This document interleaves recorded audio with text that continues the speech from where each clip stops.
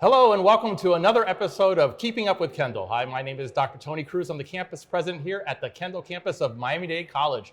And today with us, we have a special guest, Natalia Franco. Natalia, welcome. Thank you so much. Thanks, Dr. Cruz. It's great to have you with us today. It's great to be here. It feels like home. All right, yeah. So welcome back. Natalia is an MDC alum, and not just an MDC alum, but a Kendall alum. Yes. Yes. So graduated here a couple of years ago. Just a few years ago. Just a few years ago. Yeah. But feels like yesterday. Yes. Well, but welcome back, and it's great to have you here today. So let's jump into the questions. Absolutely. I have a few questions for you, so the audience gets to know you a little bit better. Okay. So tell us a little about yourself, where you grew up, where you went to school, your educational journey. Okay. Yeah, for sure. So I'm originally from Colombia. Came to the States when I was 15. Actually, my mom, the day that I turned 15, told me that she was moving. At that time, there was an economic failure in Colombia, and we decided to come abroad, apparently to just learn English. But once we were here, we decided to stay. Okay. When we came from Colombia, we actually moved to Philadelphia. And I lived there for 3 years, enough winter for the rest of my life. Oh, yes. Those are some brutal winters in Philadelphia, yes. And then the last year of high school, I actually moved to Western Florida. Okay. And I ended up graduating from Broward. Okay. So, great. Yeah, after that, I started working. I actually started working since I was 15 because as an immigrant, we needed help, to help our home and to help my mom. And when I came and lived here, my mom didn't move with me because of her work. Okay. So I actually moved by myself to live with an aunt.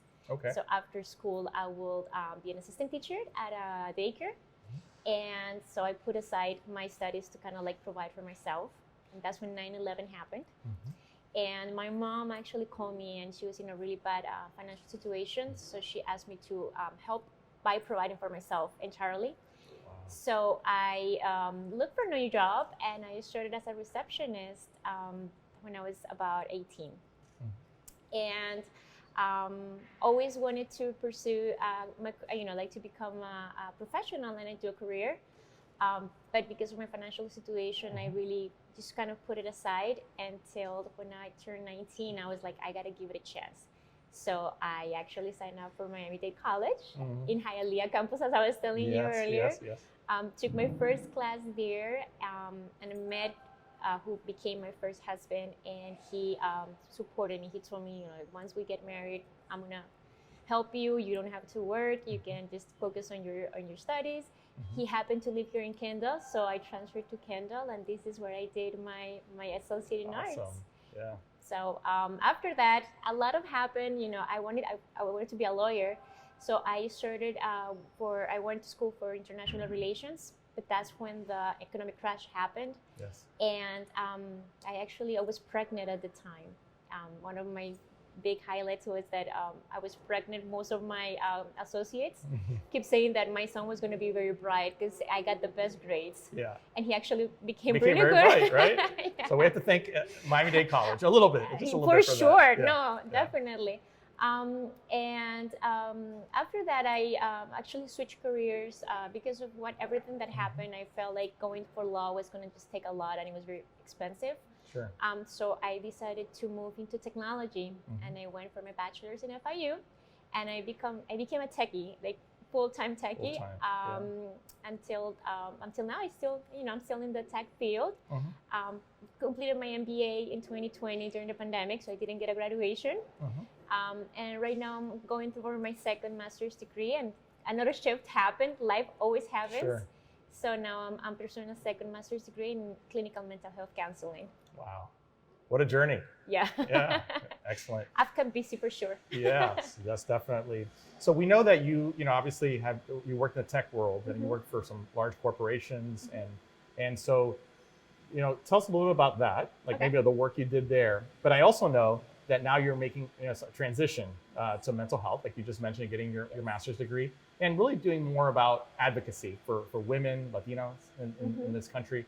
So tell us a little about a little bit about where you started with the tech, and then what has gotten you where you are today with this, with your passion around advocacy. Absolutely, yeah. So when I did my bachelor's, I focused it on web application programming and database administration. And I was really, really, really passionate about the tech world. Like it became ingrained in me. I think I'm very logical, so like, processes and all that I understand fairly well. Yes. My dream was to work for Oracle. So when I was pursuing my bachelor's, I remember that I will drive every day by their headquarters here in Miami, by Blue Lagoon. And I'm like, one day I'm going to be there. Yeah. Once I graduated, I joined Univision first, at the media center. And I was a part of the team that helped upload all the online campaigns. It was the boom of like digital marketing. Right. So, and I focused my minor in marketing. So for me, it was perfect to learn about, how tech was progressing in the marketing field. And 3 years later, I decided to move back to Colombia because at that time my son was fairly small, and I wanted to provide for him a nanny, and I wanted him to have private education and give him an opportunity to be bilingual. Right. So I decided to move back, and I had an opportunity to join Oracle. Wow, look at that. Wow, yes, that great. was a dream come true. Yeah. So I joined Oracle as a process owner for all what they call the customer relationship management. Supporting all our internal tools to all of our sales force. And I was there for 3 years. And then when I came back, maintained myself in the tech, like I said, I became very passionate about it. So it was very understandable of how to like advise, especially C-levels on what is a good technology to adopt and how to like improve processes within the companies and everything.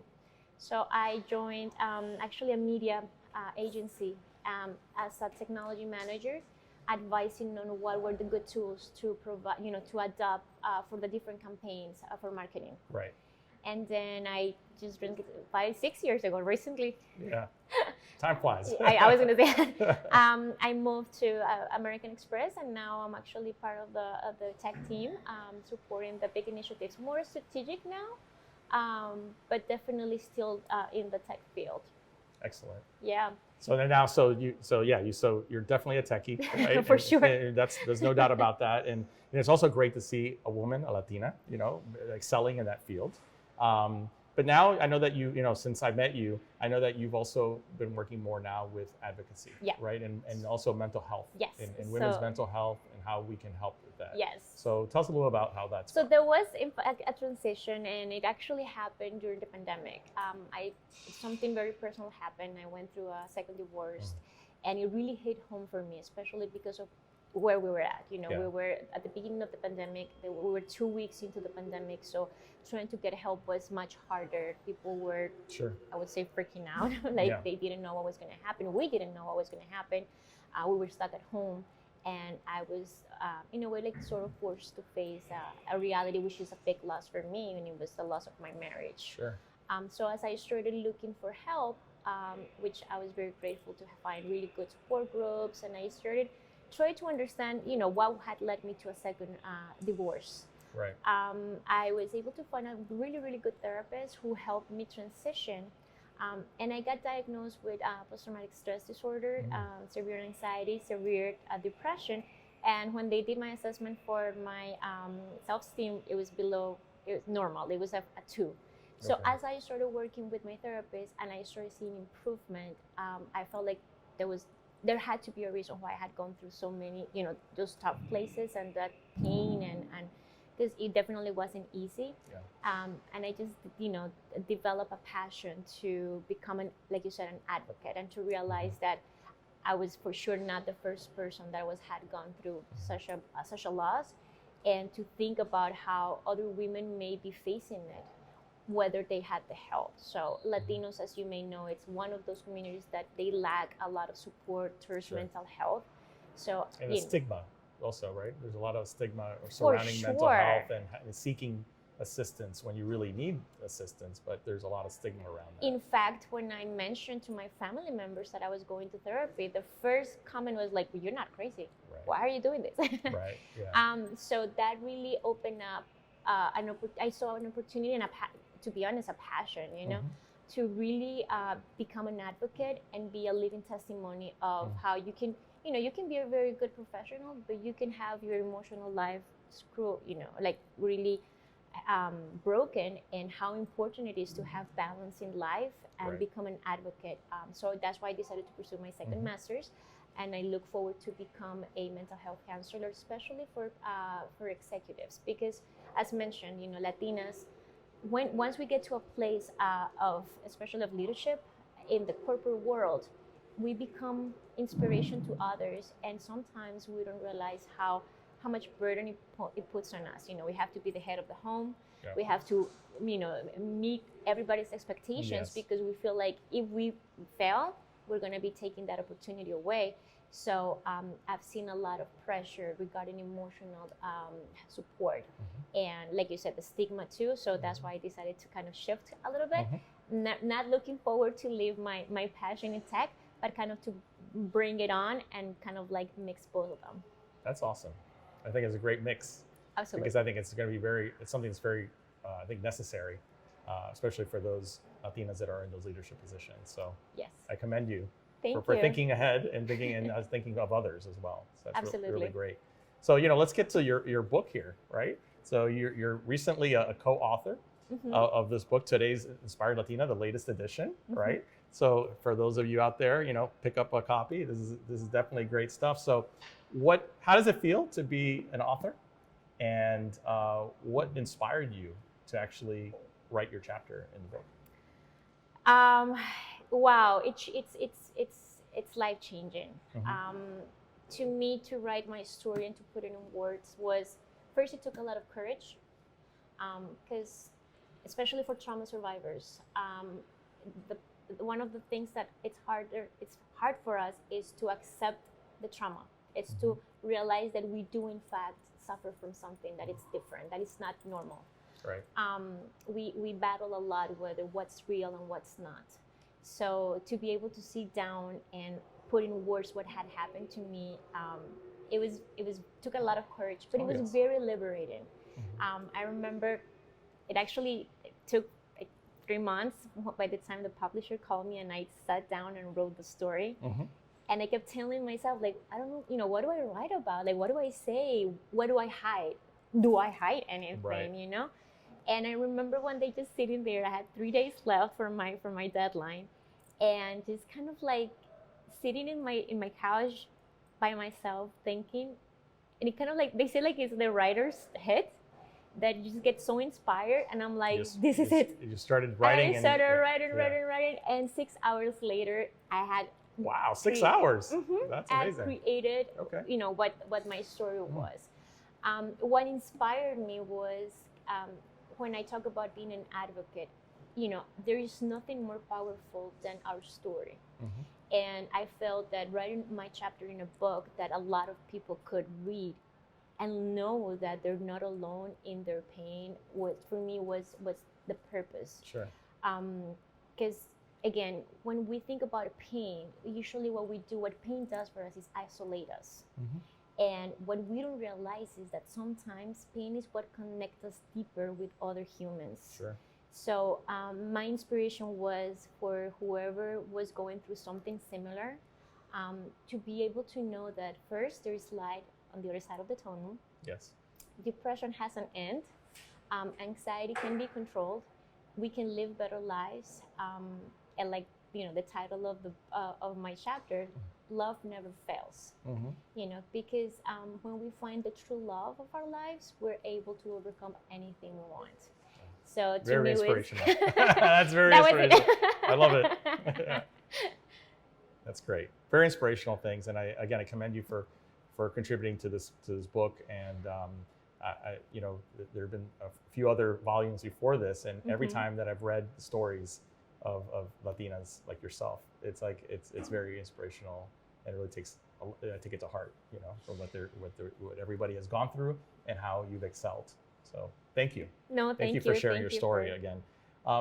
So we have an audience out there of students, of community members, and you have had a great professional career, and now you're sharing your story. You're continuing your advocacy. What are some words of wisdom that you can give to our audience today? Oh my God, there's so much that you could say. I know, I've always, but we only have so much video that we can do. But so try to. I know it's kind of hard, but just try to, just a couple of things that have you you think. ever thought about that moment when somebody tells me, what do I tell the people? Right, yeah. No, to be true to themselves, to be true to the story. I say in my story that it takes courage and humility to own our story. Yeah. And what I found is that my story is my superpower. And every single person have a story to tell. Yeah. There is no better or worse story. There is no greater or not so great story. And what I've found through my journey is that story, it doesn't belong to us. It belongs to those that surround us. Wow. So Yeah. my words of wisdom is to stay true to themselves, to honor their pain or whatever is they're feeling. When I launched Today's Inspired Latina, I have to share this. I had just lost someone that I love dearly. And I remember standing on stage saying, like, I'm supposed to be happy. I'm launching my book, and it's a huge accomplishment. Right. And I stood in front of the audience and I cried and I said, I don't want to be here, and because I'm hurting right now. And I feel like it's more important for me to honor my pain than to give everybody a show of like how successful I feel. So the reason why I'm saying this is because we don't always feel happy. We may feel proud of ourselves or not. Right. And that's okay. So I definitely will commend everyone to stick to, to honor their emotions, to honor their story, and to find the courage to share it with the world. Well, Natalia, you are an inspiration to all of us. And I want to thank you for joining us today on Keeping Up with Kendall. It's been a pleasure talking to you. And again, we've only had a short conversation today, but obviously you're an amazing person, and thank you for being here. Thank you for the invitation. Thank you for bringing me home. It does feel like home. Is good to be shark for life, here. right? Absolutely, shark for life. And for giving me this opportunity. Well, thank you. And thank you all for joining us on this edition of Keeping Up with Kendall. See you next time.